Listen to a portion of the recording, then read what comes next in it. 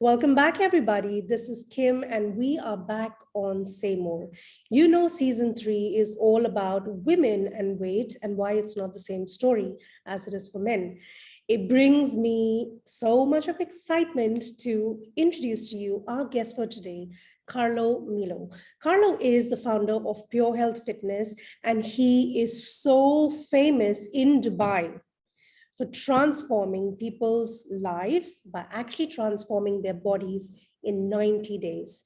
I've seen this with my friends, and then maybe if you follow me on Instagram, you might just get a sneak peek of what he does to my body. So without any further delay, Carlo, welcome to Saymore. Thank you very much for having me. Well, it's great. I remember my first trial session with you, and I could see pictures of everybody's transformation, and that is so inspirational to see. Not because usually you go to a gym and everyone looks fit and you feel so like a misfit in that gym's, hanging out with people that are all shredded and bulked up and, strong.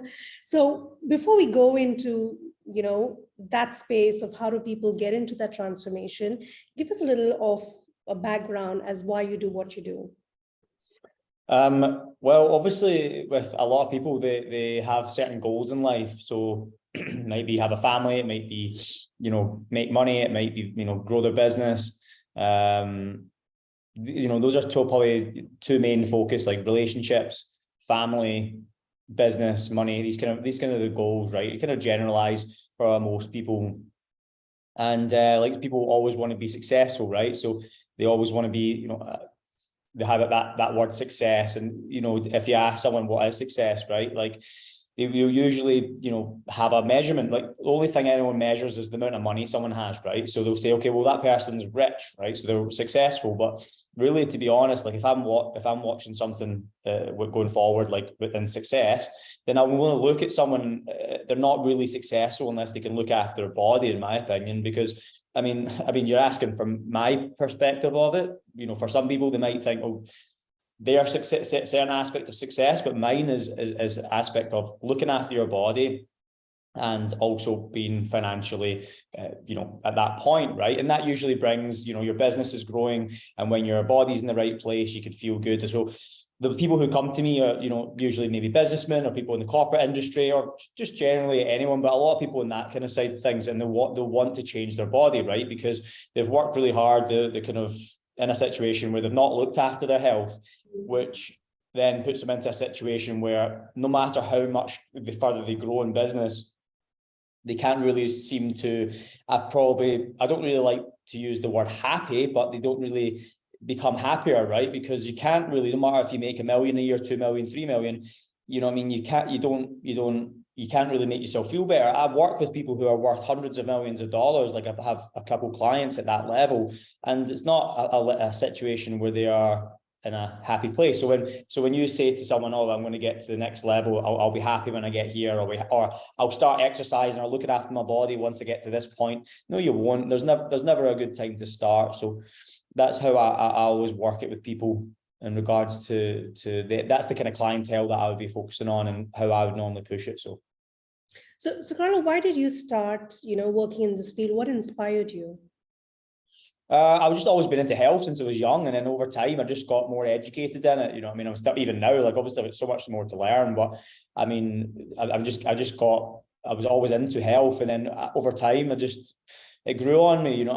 I realized that I was good at. I've always been into sport. I certainly wouldn't want to be sitting in an office environment. I don't like people telling me what to do, to be honest, in regards to mundane things. I want to work on things that I want to work on. I like that freedom. But with that being said, I'm very open to suggestions. So if I'm working alongside someone who's better than me, all ears open. I'll do exactly what I'm told. I'm disciplined in that regard. But when it comes to doing things with no real meaning, I just don't see the point, right? Like, I mean, you've only got so many years in the world, right? So what's the point in doing something? Because again, most people live their life in a thing, and I do it myself. I'm like, okay, I'll be happy once I get to that point or that point, and really that. And don't get me wrong, you know, I mean, at certain points it will give a good aspect of say happiness, but a good aspect of like a winning goal. You've done something, but you end up falling into that trap of always never really being satisfied, and you should be enjoying that journey. So I mean, and then it always goes back to, you can't really enjoy the journey unless your body is in the right place, which in a deeper aspect, which I can go into in a bit, is in an aspect of why your body should be in the right place, due to finding the right partner, like right, finding, you know, feeling good in your body when you're not got your clothes on. Like, these are really important aspects, right?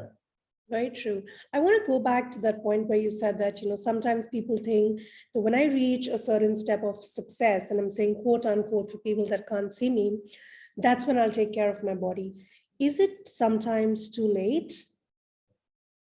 I wouldn't say it's too late. I mean, you could have, if you'd have started earlier, it could have been, you could have had a better situation, most likely, yes.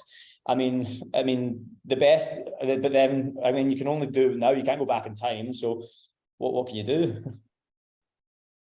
So if somebody has, say, for example, fitness has many layers to it. One is what you're putting into your body. One is what is, you know, the way you're expending your energy, the way you're training. What is the biggest mistake or biggest myth that people have with regards to fitness?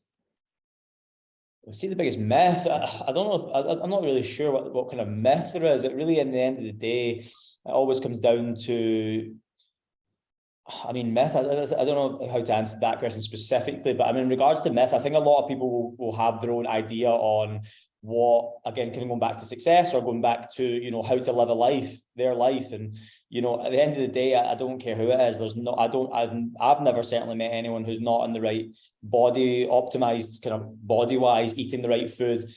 Maybe they're okay when they're in their teens, and they can kind of get away with it in their early 20s, and they can kind of feel okay, but there's no way you can do that when you're in your late 20s, early 30s and beyond. You know, I mean, you go around down this real bad path.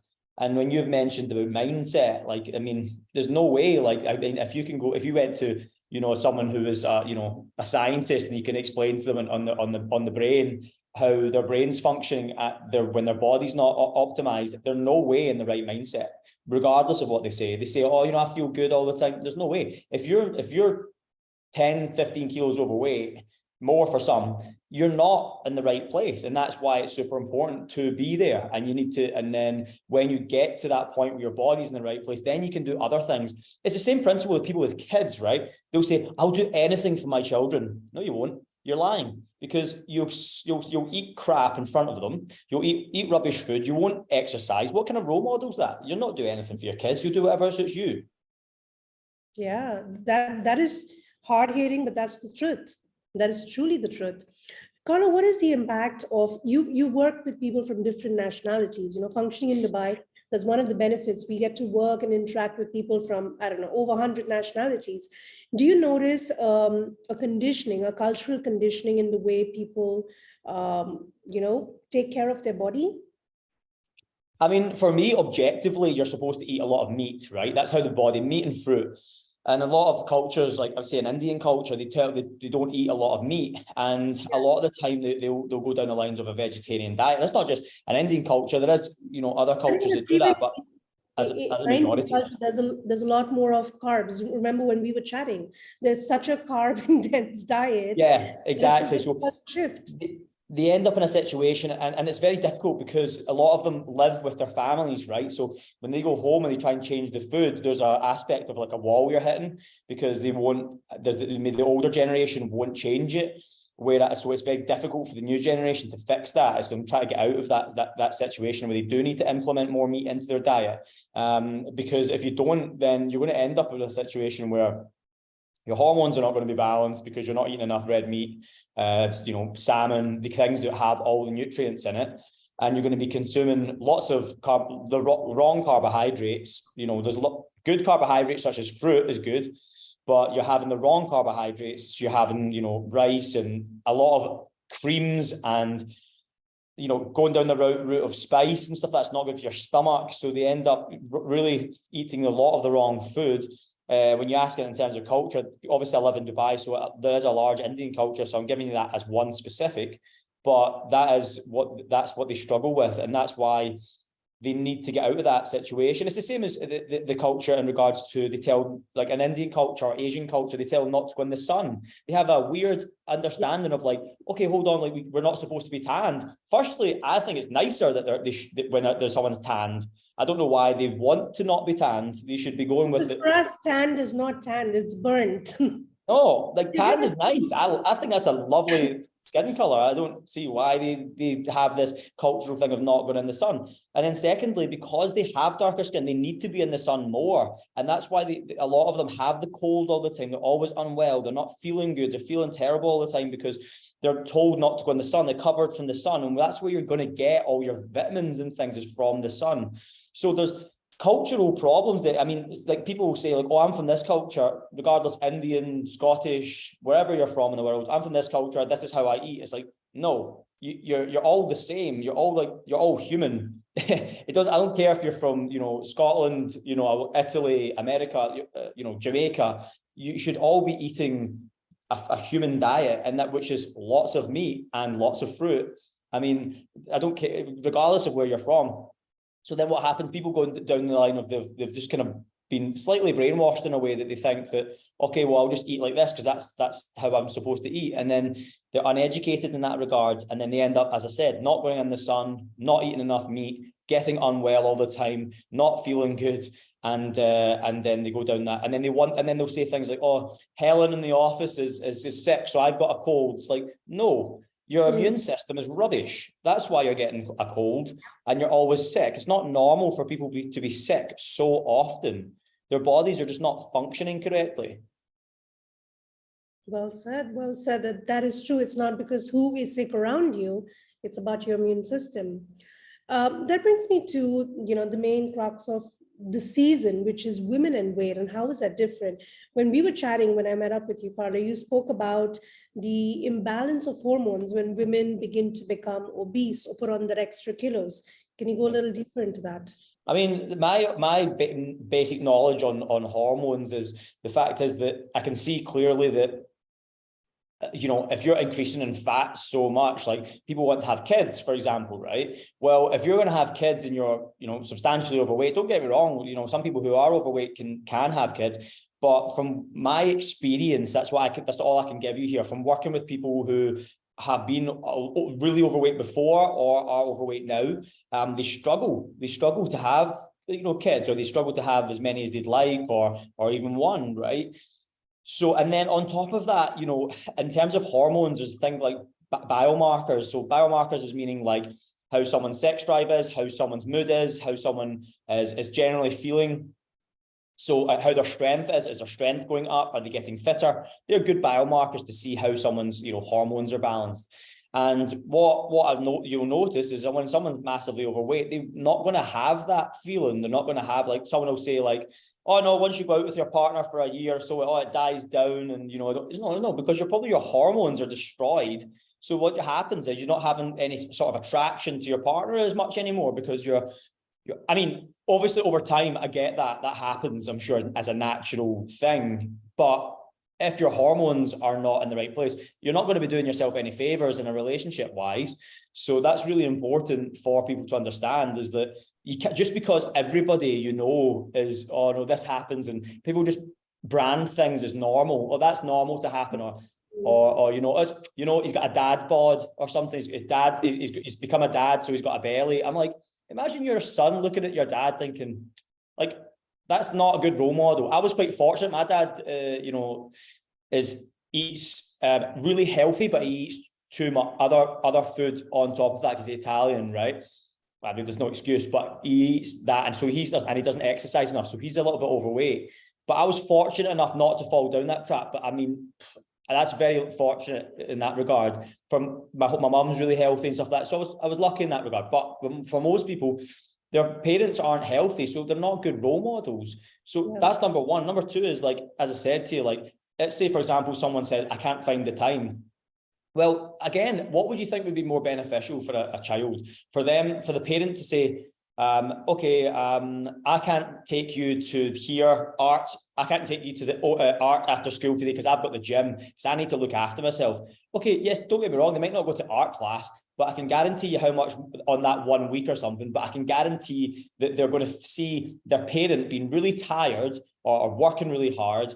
They're sacrificing other things for them to make sure that they get their health in. And the kid's going to be like, oh, well, that must be a very important aspect. So it shows that, you know, it's important, the importance of it, rather than just being running around like a headless chicken after the kid. And then they've grown up with no discipline, no understanding of how to look after themselves. They become 13, 14 years old. They can't talk to a girl, or a girl can't talk to a guy because they feel insecure. And I know that because I've seen it. And then they're off to a really bad start in life because they can't they can't socialize, they can't interact with the opposite sex properly because they feel scared and insecure. And they, you know, don't get me wrong, that happens in life anyway. You know, when you're 14, you can't speak, you're not great, but that also puts you back even further, where you won't even be able to like comprehend speaking to, you know, someone you like. And these are things people don't talk about. The simple basic things, right? That when you get up and your body feels good, your confidence automatically, that's the effect of it, that if you're standing straight, you're walking straight, your shoulders are strapped, it, whether you completely feel it or not, the people around you begin to look at you as somebody more confident, somebody more aware of their whatever they're talking about, whether it's a business person or whether it's, you know, a teen or not. Carlo, give us a little bit of an insight of what happens in 90 days. I mean, 90 days, I usually start people, obviously people work on nutrition, workouts. I'll give them some tasks to do on when they're not with me. It depends on the person, right? So if someone comes to me and they're in a real bad place and they really just can't, they're just going to get overwhelmed, I'll literally just say, just turn up to the gym 3 times a week. That's all I want you to do for the first month. Yeah. And then after the second month, well, in the first month, just because they're moving more, they'll lose weight, obviously depends on where they start. And then after that, well, okay, you're moving more. Now I want you to, you know, make sure you get these kind of foods into your diet. Okay, month number 3, I want you to, you know, I want you to do foods. I want you to do the gym. Now I want you to do some tasks as well. I want to follow some tasks. So I'd implement it over 3 months. I might have some people who come to me and be like, I'm ready to go. I can take everything. So I'll just tell them to do everything at the start. Here's the nutrition, here's the workouts, here's the daily tasks. And I mean, because they're maybe in a better place at that point, well, even if they're really overweight, some people who are just even lean are still not ready to go to that next point. So it really, you have to look at the client itself and give them specific details. But in the 90 days, you know, I mean, let's say I give you an example. Someone's 95-kilo woman, let's say. She's 5'6" and she comes in and she wants to lose weight. Well, she should be losing around about 1 kilo a week is about a normal amount, I would say, if they follow some basic stuff. I mean, and because they're following the nutrition that I'd normally give them, they enjoy it as well. So they'll actually enjoy eating, you know, high protein meals, as opposed to what they've been taught before, which is eating lots and lots of salads. And then they wonder why they never can sustain it, because in the past they've probably lost a little bit of weight and put it back on. And people will say sentences like, oh, I know how to lose weight. I was like, well, you obviously don't, because you obviously never stuck to it. So unless you teach people sustainable things that are actually sustainable in their life, then what will happen is they won't actually stick to it. So I mean, that's why you need to have certain tasks and patterns integrated into their life that they can sustain over a long, long time. Amazing, amazing. Carlo, this podcast is called Saymore. Before I give you a chance to, you know, invite people and tell them where they can find you, what, according to you, do people should be saying more about? Should be saying more about, like, in regards to what? But I don't know what you mean. Anything. Yeah. What should people be talking more about, discussing more about, thinking Okay, more sorry, I got you. I mean, so obviously I've got to relate it to health. Is that probably the best way to do it? In regards to health, the more people should talk about is probably their balance in life, like their gratification. So an example could be everyone gratifies themselves pretty consistently and they haven't even earned anything. So they're like, oh, I've done well this week and it's bloody Wednesday. It's like, hey, you've not even achieved anything. It's this, you know, you might think I'm quite like, do I mean quite negative in that regard? But I mean, what have you achieved in that week? So why do you have to have a Saturday where you enjoy yourself because you perceive yourself as working hard? So you've had a hard week in quotations. Well, have you, or have you just made that up in your own head that you've had a hard week? So my point being is, people understand that when you're trying to have, let's say, a cheat meal, or you're trying to give yourself like a, you know, go out for a nice dinner, or do these things, especially living in Dubai where everything's super high class. You don't need to do that every single weekend, or do you know what I mean? On a Wednesday, then a Saturday. You don't need to say yes to every single event that people invite you to. You need to have a little bit of balance there, and I'll give you the balance. I would say to you, if you can base it around every 2 weeks would be a good number, at least a baseline. Well, every 2 weeks, you go out to a really nice restaurant with your partner or whoever what you choose, and you enjoy that. Well, firstly, you're doing it every 2 weeks so you can get good results. Secondly, you're going to really enjoy that meal or whatever evening because you're doing it every so often rather than all the time. And you can get all your you know, things in order when it comes to work. So, for example, on a Monday morning, many of my clients go, "Oh, I'm so busy. I've got such a hard week." I'm like, well, "What did you do at the weekend?" "Well, I went to, you know, this hotel and I went in there and we had dinner." I was like, "Why did you not just do the work?" And then you would have woken up on a Monday morning, you'd have felt a lot better. Then the next weekend, you could have went out and enjoyed yourself. People don't do themselves any favors. Their balance is completely off. They don't think logically. They don't think, okay, maybe if I do a bit more work of the week this weekend and I stay in and I don't drink alcohol, maybe on the Sunday when I wake up, I'll be sharper. I'll be focused more. And they don't have to, you know, be overwhelmed on the Monday morning. And then what they all normally do is they'll blame their boss. "Oh, the boss is giving me too much work." And I'm like, I mean, you can't go and get paid a fortune and then expect to just have like 5-star weekends. I mean, you have to have that balance. And I mean, if you're not getting paid to work at the weekend, I respect that. You should have nothing. You should have no contact. But if you're getting paid a absolute wedge, and you know what I mean, then you have to have the balance between, okay, cool, I need to have that, you know, get the weekends. I need to maybe do some work this weekend, and then I can do what my boss has asked me to do, rather than saying the job is the problem, everything else is the problem. It's people don't really look within, I would probably say. Absolutely. Well, Carlo, thank you so much for a lot of truth bombs here. Where can people find you? Where can they join the class and, you know, benefit from your 90-day transformation? Just Carlo Milo Fitness. It's just probably best on Instagram. That's where I post most of my stuff, and they can just message me on that if they want any more information. Then I can break it down for them. Awesome. Well, all the information is in the show notes. You can find Carlo's Instagram handle and everything, amazing videos, amazing testimonials that you'll see right there. Well, thank you, Carlo, for joining us once again, and everybody tuning in. This is your invitation to take care not only of your mind and your emotions and your energy, but your body as well. Until the next time, say more and live a big life.